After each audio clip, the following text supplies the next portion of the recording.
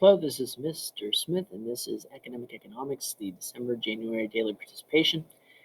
And you can click on submit or resubmit, and a text box will open up and type in at least 3 significant items from today's lesson, which will be about changes in the labor market. And the labor market, of course, we're talking about the labor force, the unemployed and employed people. So employed means they've been paid for at least an hour of work for the last week, or they've worked at least 15 hours for family business, maybe they weren't paid for, or they're waiting to report to work, they are on vacation, sick leave, strike, or whatever the reason might be, but they are in fact employed, or they're unemployed, which means that they've looked for a job within the last 30 days. Or they're been seasonally unemployed, temporarily laid off, some of those kind of reasons, but they're expecting to go back to work, or they've been looking for work within the last 30 days. And that's who's included in the labor force. Not included are discouraged workers who have stopped looking, people that are working under the table, they're getting paid, but it's not being reported. It also includes the military and institutionalized people like prisoners, children, the retired, and so on. So there's a lot of people that it doesn't include. 160 some million out of 330 some million. So it is a proportion of the total population. And we get unemployment by taking those unemployed official numbers and dividing it into the total labor force and take it times 100 to get a whole percentage. And that's how we come up with the unemployment rate. And here you can see on the right-hand side, the blue areas are the employment rates, and when it's above the black line, it means that lots of people are getting jobs and working. And then below the line, it means that the unemployment rate is decreasing, it's declining. And then the red is unemployment. These are the number of unemployed people. When it's below the line, it means there's not a lot of them.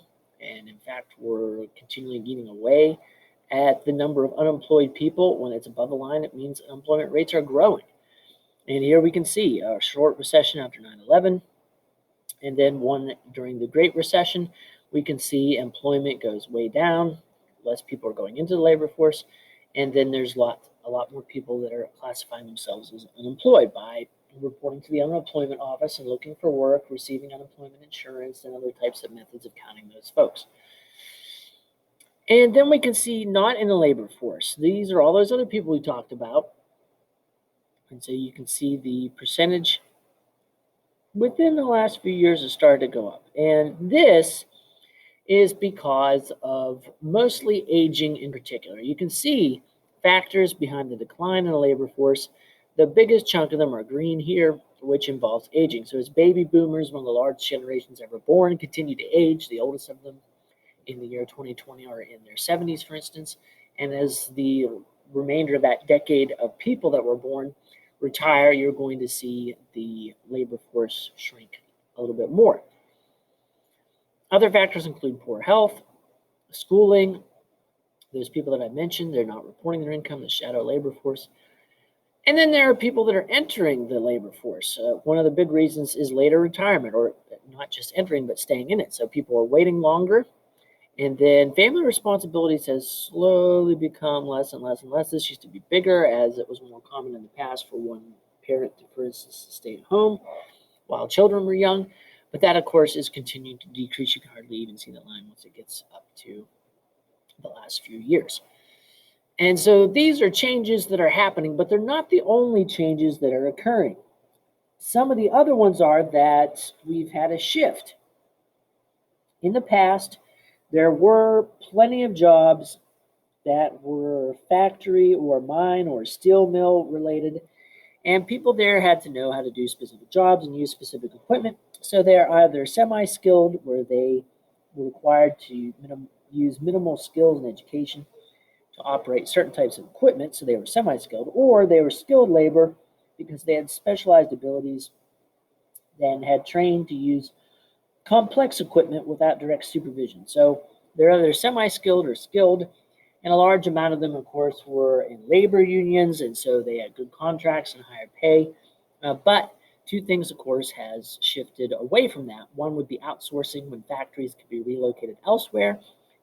And then, of course, not only can jobs be moved overseas, but the biggest one by far that has eliminated more labor would be technology. Once automation occurs, or there's better technology that only takes one worker instead of 10, then you start to see a decline in semi-skilled and skilled labor. So still left, of course, would be unskilled labor because there's many specific jobs that a machine can't do that is too intricate, too detailed. It's not too complex. It isn't hard for a human to do, but because of the physical requirements, perhaps a machine isn't able to drill a hole that small or clean out an area that's tiny or cumbersome, or there's too many obstacles. For instance, the United States military, they've used drones now in the sea and in air, but one of the places they've had difficulty, of course, is on land because it's difficult for a robot to walk over rough terrain with lots of rocks or up steps or anything like that. So those things are not complex for a human, but they are for machines. And so because of that, we still have quite a pool of unskilled labor and employment available.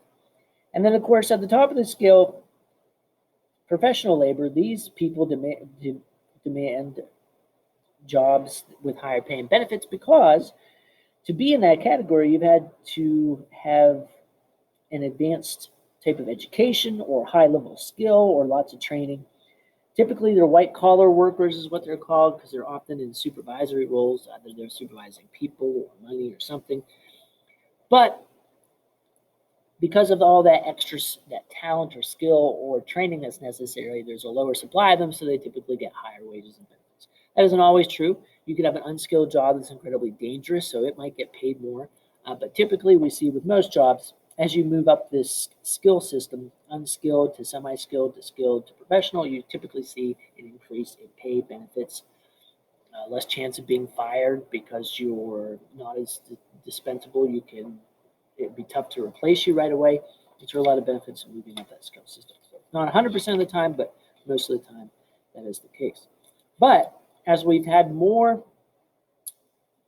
automation and outsourcing, but particularly automation because of technology, we've seen those two middle groups kind of erode away. And so that has changed the workforce immensely. And so there's less manufacturing, and there's, of course, more and more jobs that are unskilled, but also involve contingent employment, part-time or temporary work or just seasonal at certain times of the year or month. And so because of that, we end up with a more chaotic type of labor force in particular. And because of all that temporary employment, because there's less manufacturing, you do have less opportunity to organize and form a union. And so that's another reason why we've seen wages stagnate over the last 20 or 30 years. There is still labor discrimination that occurs that makes the labor market a little more tenuous. And of course, there are a number of laws in order to protect against this. The Civil Rights Act, the establishment of the Equal Employment Opportunity Commission, Title IX, when it comes to gender and sex-based discrimination. So there are a lot of things that are barriers to this, but obviously it's impossible for the government to be able to supervise each situation. And so on an individual basis, discrimination still does occur, at least at a smaller percentage rate. It's not de jure anymore, it's not by law, but it is de facto. It is a matter of fact. And so you still have areas of the labor market where there's still something known as a glass ceiling, where people of certain demographics, African American or women or Hispanic or whatever, have not been able to break through to the top. And so you see a great amount in certain industries or professions or CEOs, for instance, that it is still much more common to see a man of European descent in that particular workplace scenario. And so another problem, of course, is the fact that the supply of labor is always going to happen. People are always going to work because they want to be able to earn money to buy things, they want to feed their families. And so people will be willing to work for extremely low wages. Before the minimum wage was created and before there were unions, companies would pay cents for 6-7 day work weeks, 12, 14, 16 hours a day. And so it really wasn't until organized labor and their efforts, along with various laws that were put into place, that there were some protections put in so that workers were not taken advantage of as much, that their workplaces were not as dangerous, and that there was less discrimination occurring. However, these laws, of course, like any regulation, makes it more difficult to do business and does add on to the cost of a firm operating. And so businesses do complain about things like the minimum wage, because obviously if it goes up, they can't afford to hire as many employees. Some people might have to be laid off, for instance, and that creates a lot of debate in politics involving these economic solutions that sometimes occur. And unions can also be controversial because they can increase tension in the workplace. They can protect unnecessary jobs, something known as feather bedding, protecting a job that doesn't even need to exist anymore. And so they can also increase sometimes the complexities and inefficiencies of the workplace. We'll talk more about organized labor in the next lesson, but for now, we just want to finish up by looking at these changes that have occurred and what it means for the future. In the future, we will see technology increase even further. And so you will have less and less people that might be needed, even though they're willing to work.